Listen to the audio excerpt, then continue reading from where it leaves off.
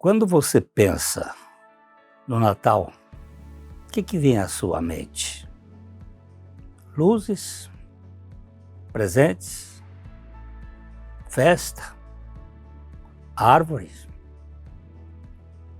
Papai Noel? Mas qual é o verdadeiro sentido do Natal?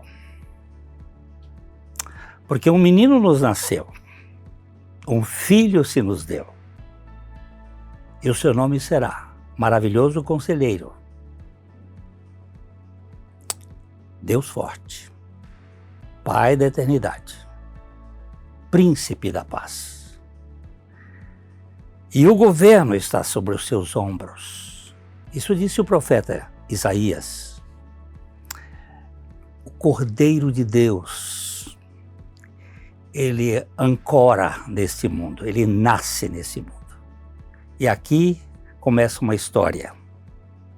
Hoje o Café e Fé vai abordar esta realidade, vai falar do nascimento de Jesus Cristo, o Cordeiro de Deus, que tira o pecado do mundo.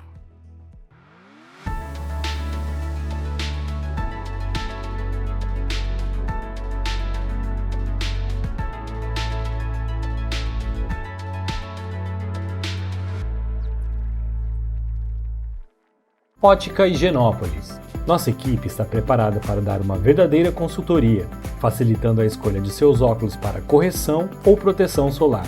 Ótica Higienópolis. Avenida Higienópolis, 346, em Londrina.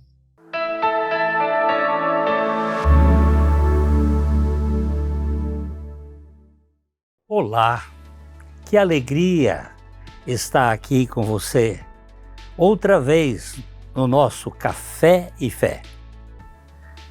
O Natal é uma das datas mais celebradas no mundo, mas também uma das mais distorcidas. Para muitos é tempo de festa, de celebrações, consumo, presentes, mas o verdadeiro sentido do Natal começa numa manjedoura e aponta para uma cruz. 2 pedaços de madeira, um coxo e uma cruz. Charles Spurgeon, grande pregador inglês, no século XIX, ele disse num sermão do dia 23 de dezembro de 1855, o nascimento de Cristo é a aparição do amor de Deus em carne. Deus encarnado. E ele veio ao mundo com um objetivo. Ele veio para morrer graçado.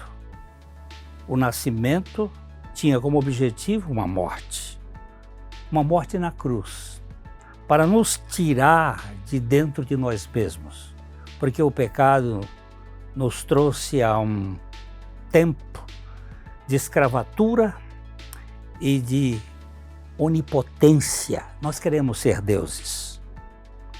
Para refletir sobre esse assunto, hoje nós estamos aqui com um amigo, um irmão, o professor e pastor Vanderlei Frari, que é diretor acadêmico do Instituto e Seminário Bíblico de Londrina, ISBEL, e também presidente do Conselho de Pastores Evangélicos de Londrina. Ele é formado em teologia e tem doutorado em ciências sociais pela UEL, e ele vai nos contar como é que o Natal se tornou uma data tão comercial e como podemos resgatar o verdadeiro sentido histórico do Natal. O nascimento do Cordeiro que veio a este mundo para buscar gente e transformar gente do jeito equivocado que gente vive. Então prepare-se, porque o Café e Fé está começando e já já a gente volta. Pega aí o seu cafezinho e vamos tomar juntos.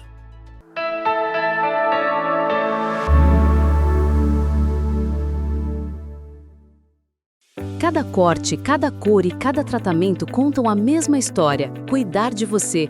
Beleza é bem-estar, é saúde capilar, é autoestima renovada. Márcio Frois Hair Design. Rua Pará, 1695, Loja 2, Centro de Londrina. Batman Car Imports. Pintura automotiva. Rua Taubaté, 65, em Londrina.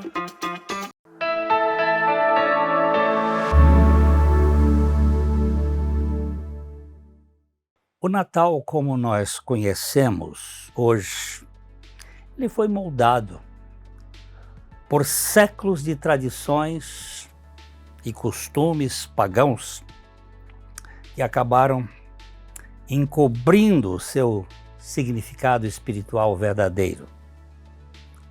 Jesus nasceu em dezembro. O que foi que aconteceu que puseram essa data? Elementos como luzes, presentes, esse velhinho barbudo entrou na história quando? O que fizeram com essa data tão especial? Mas o Natal é isso mesmo, Frari? É essa realidade que nós conhecemos ou tem algo melhor? Mas fale um pouquinho sobre o que aconteceu nesse histórico de 25 de dezembro, essas tradições, árvore, guirlanda. O que aconteceu com isso? É uma alegria muito grande recebê-lo, viu, Obrigado, Frari? pastor Glenn. Obrigado, privilégio muito grande estar com você aqui também, tá?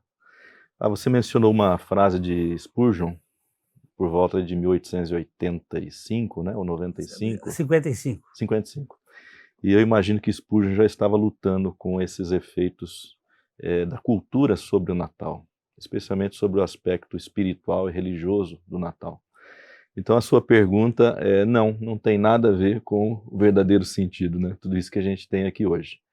E como você bem disse no início, acho que é uma construção histórica e cultural, ou uma sobreposição de camadas que nós fomos recebendo ao longo dos séculos, até que chegamos ao ponto de ter esse Natal que nós conhecemos, tal qual esse Natal que nós conhecemos hoje em dia. E fica até difícil, depois de tantas camadas culturais, religiosas, históricas, fazer uma genealogia do Natal, desse Natal que nós conhecemos. Do verdadeiro Natal, nós temos a Escritura Sagrada que nos dá todo o sentido dela, né? Mas desse Natal que nós conhecemos, a gente tem que fazer uma retrospectiva muito grande para chegar a identificar esses elementos que estão por aí hoje e que acabaram se tornando muito mais comerciais, especialmente nos últimos 100 anos. Né? Eu até estive dando uma olhada que nos 3 primeiros séculos do cristianismo não era muito enfocado o Natal. Eles celebravam mais a Páscoa. Mais a Páscoa, né? Até o 4º século, talvez, século. Não havia essa ênfase na celebração do nascimento de Jesus. Aliás, não havia celebração sobre nascimentos, né? Nem mesmo o cidadão comum celebrava o seu aniversário. As divindades, sim, tinham suas datas de nascimento, os heróis, os mitos, mas o cidadão comum não celebrava, ao ponto que até mesmo Orígenes, um dos grandes teólogos, rechaçou essa celebração de nascimento do cidadão comum, né, dizendo que isso era paganismo. E, portanto, a gente percebe que muito menos para Cristo isso se aplicou, né? Pelo menos até o século IV ali, né? E eles acabaram colocando o Natal no dia 25 de dezembro, porque era o dia do Deus Sol do hemisfério norte, não é? Exato, do Sol Invictus, né? O Sol Invictus é uma divindade do mitraísmo, né? E coincidiu que a igreja posteriormente se apropriou dessa data para tentar ressignificá-la, né? É importante a gente lembrar que a igreja antiga, especialmente, ela não tinha essa política do confronto. Como ela se associou ao Estado a partir de Constantino, então ela tinha a política da adaptação, de você se apropriar daqueles elementos culturais e ressignificá-los para fins religiosos, né? Então o 25 de dezembro ele acaba sendo subtraído do mitraísmo por conta disso. Agora, tem uma parte interessante aí, pastor Glênio, que era uma coisa antiga, até uma crença popular, de que Jesus fora concebido exatamente no dia da sua morte. Então, se 25 de março era uma data aproximada da sua morte, a concepção foi 25 de março do ano anterior, a concepção, a geração, né? Logo, 9 meses depois, 25 de dezembro. Então, coincidia com esse calendário também do Sol invicto, né?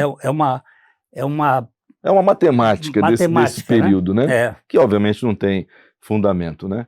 Quando a gente olha o próprio Evangelho de Lucas, ali no capítulo 2, a gente percebe que os pastores, nesse período, estavam ao relento juntamente com seus animais. Uma coisa pouco provável de se acontecer no inverno, né? E também o censo, né? Ali no capítulo 2, verso 1 em diante, que o censo fora convocado, muito provavelmente jamais seria feito num período de inverno. Então, é mais assim, historicamente a gente pode dizer que Jesus nasceu entre março e outubro, para ser mais exato, mas também não dá para especificar um mês, né? Alguns acham que setembro, outubro deve ter sido uma data mais... Um período mais quente, né? Mais seco. Sem tanta chuva, sem tanto frio. Exato. Agora, lá pelo século... Parece que em 325 que houve a primeira celebração do Natal ali em Roma, não é? Sim, a gente tem uma data de 354 de um documento chamado Cronógrafo, que é uma espécie de calendário, né? Feito por um sujeito chamado Filócalos, um romano. E em 354 ele registra 25 de dezembro, o nascimento de Cristo na Judéia. Então esse é um primeiro registro que nós temos de uma data e provavelmente já acompanhada, já associada com algum tipo de celebração que a igreja já estava fazendo, provavelmente a partir de 325, 330, que é quando ela já se consolida como igreja do Império, né? Nesse período, então, a igreja acaba fazendo essa coligação com os pensamentos pagãos, né? E vai implantando, ou ressignificando, como você usou, ou cristianizando essa simbologia. Sim. E fazendo com que isso se tornasse uma realidade do Natal. Isso, quase que universal, né? E daí para frente vão entrando coisas, né? Sim. Entra a árvore de Natal, que não tem nada a ver uma coisa com a outra. Me parece mais uma árvore ligada ao Jardim do Éden, como se fosse uma árvore da vida, né? Eu nem sei qual é a origem, parece que os alemães que começaram, né? A gente tem que lembrar que o primeiro Reich, inaugurado por Carlos Magno, durou 1000 anos, né? E a cultura germânica, então, ela foi muito preponderante sobre outras nações também. E os povos germânicos tinham esse costume de celebrar ou venerar, vamos dizer assim, os próprios druidas faziam isso, os celtas, né? As árvores, especialmente as árvores que se mantinham verdes durante o inverno. Os evergreens, né, como eles chamam. Então você tem ali o pinheiro, você tem o teixo, o azevinho, o visco, que são plantas que não morriam durante o inverno. E o inverno rigoroso do hemisfério norte, ele era encarado por esses povos como a morte, né? Importante lembrar que o inverno ele é um símbolo da morte, porque quase tudo morre, né? Pelo menos daquilo que é vegetal, né? Até os meses terminavam em dezembro, né? O ano terminava em dezembro. Exatamente, no solstício, né? Naquele dia mais curto, que dava a entender que estava acontecendo uma virada agora para um outro momento. Janeiro e fevereiro foram colocados posteriormente. Exato. Que era o tempo da morte, do frio doido que ninguém queria aguentar. Exatamente. E esses povos então veneravam essas árvores porque elas se mantinham verdes ao longo do inverno. Uma coisa até que a igreja depois ressignificou também, porque ela entendeu que diante do espírito da morte, as árvores eram resistentes e elas simbolizavam o renascimento, elas simbolizavam aquela vida que continuava ao longo desse período tão difícil, que era ali 4, 5 meses, né, de inverno. Então, dali vem essa tradição já dos povos germânicos. Mas quem populariza, por isso que eu acho que o Spurgeon estava já incomodado nesse período, é a Rainha Vitória, porque a Rainha Vitória pega esses costumes germânicos e ela acaba propagando também. Então, a árvore, o pinheiro especialmente, com as luzes, com as velas, né, simbolizando também aquele ato de afugentar os maus espíritos, né? Então, eu imagino que nesse período, já por conta do Império Britânico, esse costume foi disseminado em outros povos, né? E tudo que chega nos Estados Unidos, dos Estados Unidos vai para o mundo, né? Pois é. Então temos que lembrar que quem sucede o Império Britânico é o Império Americano, né? E aí ele faz o velhinho virar Exatamente. um personagem da história Exatamente. e faz com que as crianças fiquem, em vez de olhar para a realidade divina, Sim. aí fica essa figura Focado. idólatra. O velhinho, inclusive, não é velho, né, pastor Glênio? Não, né? Porque o velhinho, se nós voltarmos aí fazer uma retrospectiva, o São Nicolau, aquele bispo de Mira do século IV, ele é a figura que inspira, né, o Papai Noel. Mas obviamente que era uma outra figura, um bispo caridoso, que se relacionava bem com as crianças e tal, e que permaneceu, pelo menos até ali a Reforma Protestante, essa figura. Quando os protestantes rechaçam o culto aos santos, o São Nicolau entra no pacote. Então, precisa-se criar novas figuras dentro do folclore para substituir essa figura, para que as crianças não sejam, vamos dizer assim, desamparadas, esquecidas naquela expectativa. E é onde surgem, então, algumas figuras na Alemanha, tal, mas a figura preponderante é a figura que surge na Holanda protestante, que se chamava Sinterklaas. Então, o Sinterklaas, que é mais ou menos o Santa Claus, ele vai para os Estados Unidos quando os holandeses fundam a Nova Amsterdã, que é Nova York. E a partir dali, então, o velhinho ganha vida nos Estados Unidos. Por isso que eu digo que ele é novo, ele tem 200 anos, né? E você sabe que antes deles irem para os Estados Unidos, eles passaram aqui no Brasil. Passaram e foram expulsos, né, depois. Foram expulsos daqui e levaram essa tradição lá para os Estados Unidos. Uma pena que expulsaram os holandeses daqui, né? Uma pena. Uma das grandes momentos históricos do Brasil. Exatamente. E você sabe que não existe essa guerra dos Guararapes. Aquilo ali é uma montagem.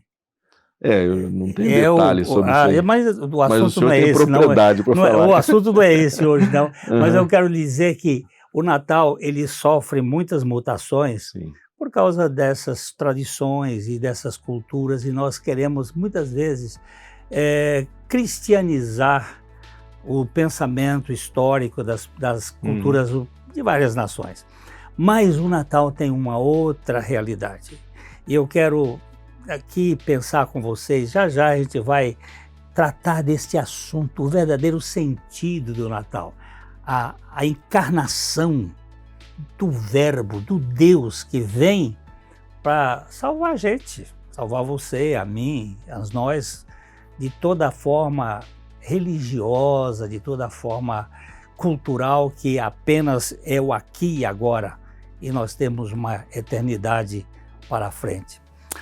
Voltamos já para a gente tratar sobre o assunto.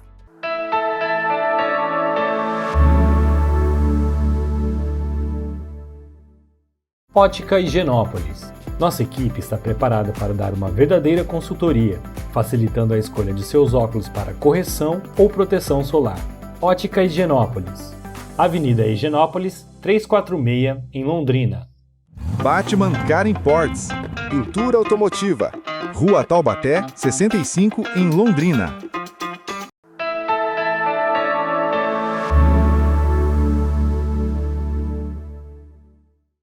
Então, a gente estava falando um pouco do histórico, né?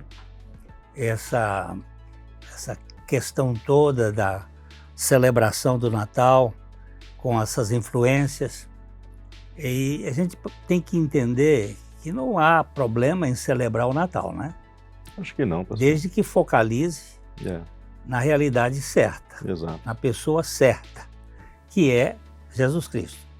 Eu não acho nenhuma coisa significativa você cantar parabéns para ele. Porque o que ele veio fazer aqui?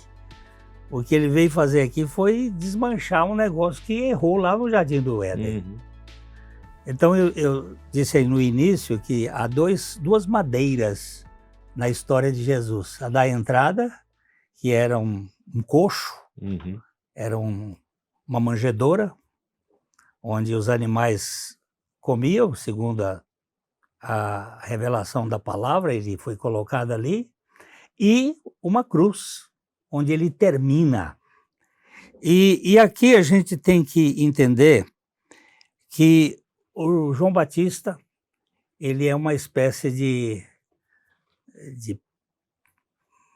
seta Sim. apontando. E ele começa dizendo, olha, eis o Cordeiro de Deus que tira Uhum. o pecado do mundo. Uhum. Aí a gente vai começar a entender qual é o significado do Natal, Uhum. não é?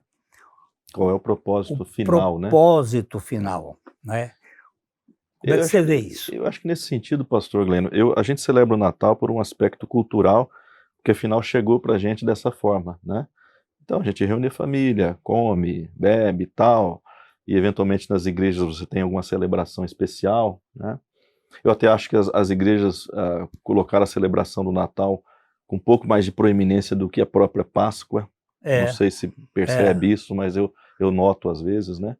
Talvez porque tem esse aspecto Mais comercial muito comercial, não é? forte, exato. Mas, assim, eu não sentiria falta do Natal, eu particularmente, né? Eu foco mais no aspecto da ressurreição, da morte da ressurreição. Para mim, eu acho que o final é mais importante que o começo, apesar que o começo é importante também, porque é a entrada, né, de Cristo não teria no mundo, o final, né? se não tivesse o Exatamente, começo, né? exatamente. Mas o telos, né, o senhor que foi professor de grego lá no seminário, né, o telos é a Páscoa, né? É. O destino, né, o movimento final desse ato é a Páscoa, né? Eu sou muito radical Uhum. com o assunto da cruz. Sim. Eu acho que esse é o tema, né? É inegociável, né? Inegociável. É. O Natal, ele tem esse lado familiar que a gente pegou da cultura. Os americanos trouxeram muito isso para nós Sim, aqui, né? sim. E eu não acho ruim. Só que o perigo é a idolatria do Natal e essas festas. Eu estava vendo outro dia uma reportagem que mostra que no Natal há um grande índice de problemas cardíacos, porque as pessoas ficam muito envolvidas com as emoções e tem brigas em famílias e aquela coisa, porque junta todo mundo e acaba refletindo essa luta. Sim. Mas o que eu entendo é o Cristo encarnado indo para um propósito, né? O Natal é o início do cumprimento da missão mais importante do Deus na Terra, do Emanuel. Eu tenho... outro dia me perguntaram qual é a sua ênfase de pregação. Eu digo, só tem uma mensagem, que é Cristo Jesus e esse crucificado. E eu crucificado com ele. Porque aí me liberta da minha natureza adâmica, ainda que eu continue com uma natureza terrena caída, sujeita ao pecado, o servo do pecado, o velho homem, esse foi crucificado com Cristo, e isso faz com que eu possa celebrar o Natal com muita alegria, sabendo que minha história mudou. Sim. Para quem tem essa consciência, pastor, eu diria, então, o Natal tem significado, né? Tem. Você atribui significado a ele, você ressignifica ele. Da mesma forma que a igreja ressignificou os ritos pagãos, a gente ressignifica o rito hoje, né? Então, dá esse sentido. O senhor falou um dado interessante que eu não conhecia da época do Natal, mas tem um outro dado que é também um dado que nessa época as pessoas experimentam muito mais um pico de depressão, né? Justamente porque não tem o sentido, esse sentido que o senhor está falando, da morte, da ressurreição, da nova vida, para você atribuir a um feriado ou a uma festa. Então, quando a pessoa tem essa consciência como nós temos, o Natal se torna, assim, um motivo de alegria, a gente celebra, A gente ora, a gente agradece a Deus pela vinda de Cristo, né? Mas quando você não tem isso, ele está esvaziado. Ele se torna apenas um evento comercial, cultural, né? Então... essa questão, às vezes a gente dá presentes no Natal, exato. Né? Mas nós não estamos celebrando a presença do Deus Sim. que se encarna para transformar a família. Sim. Hoje nós estamos vivendo um tempo em que a família está sofrendo muito, não é? Sob ataques, né? Constantes. A família em conflito, a família que está desestruturada, Sim. papéis estão praticamente invertidos. Mas a presença do Senhor Jesus no Natal, no sentido da presença na família, ela faz toda a diferença. Faz. Nós temos... eu gosto muito desse texto. Se morremos com Cristo, cremos que também com Ele viveremos. Esta vida, pastor Frari, esta vida da ressurreição, ela muda o nosso contexto. Eu costumo contar a minha história, né? Que eu tive um casamento relativamente difícil no princípio. Eu pensei em me separar da minha esposa. Porque a gente não se dava, em razão de culturas. Até que eu ganhei a experiência da minha morte com Cristo, numa igreja missionária, no aeroporto, onde o pastor Arno Degal, saudoso Arno, era pastor, e ele convidou o pastor Antônio Abuchaim, e eu recebi naquela noite uma revelação de que Cristo tinha matado o meu velho homem e ele. E aquilo mudou o meu relacionamento familiar, mudou meu relacionamento na igreja, mudou. E o que a gente pensa no Natal é a presença de Cristo nas nossas vidas, não simplesmente na história. Isso foi importantíssimo, mas ele em nós. Isso, particularizado, né? Não é? Eu me lembro de uma mensagem sua que eu ouvi há muitos e muitos anos, mais de 20 anos, e que você contava uma ilustração, não vou contá-la aqui, mas a ideia era de que o homem morto ele não dá trabalho, né? Então, se você tinha dificuldade no casamento no início, mas morto em Cristo, a gente não vai dar trabalho para o outro, entrar em conflito, etc.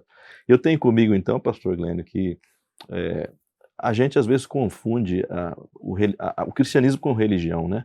Você acha que você precisa adotar princípios éticos, rituais, ou passar por um sacramento, seja lá o que for.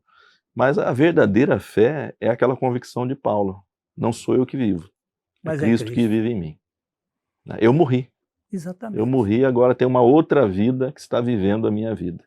Ainda estou aqui, ainda tenho meus desejos, tenho minhas vontades e tal, mas é outro que está dominando o meu ego, né? Outro que está vivendo essa vida. Então, para mim, é muito claro isso. Por isso que eu valorizo demais a Páscoa, porque ela nos dá a entender esse essa passagem, né, de um estado para o outro.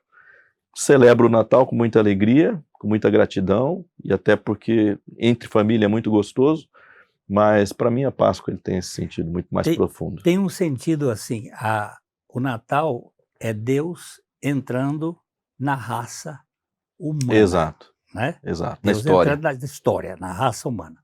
E a Páscoa é o homem entrando na família de Deus. Na família de Deus. Porque na Páscoa ele nos captura na cruz, ele nos atrai, ele nos crucifica e na ressurreição ele vem viver em nós e nós passamos a ser um com ele. Exatamente. Não é? Isso. E faz toda a diferença, isso né? Isso chega a me arrepiar. Sim, faz toda a diferença. Você pensar que Jesus entrou na história, mas as pessoas podem não ser alteradas por esse fato. Exatamente. Mas quando a pessoa entra na história de Jesus, né, vamos usar essa analogia, exatamente, então tudo muda de figura. Né? É uma outra realidade, exato, né, Frari? Exato. Eu não sei como é que você está vivendo aí a sua vida. Você é católico, é protestante, é evangélico, essas coisas todas são Sim, irrelevantes. sim. O que a Bíblia diz é: se alguém está Em em Cristo. Cristo, é uma nova criação. As coisas velhas, as coisas antigas, né?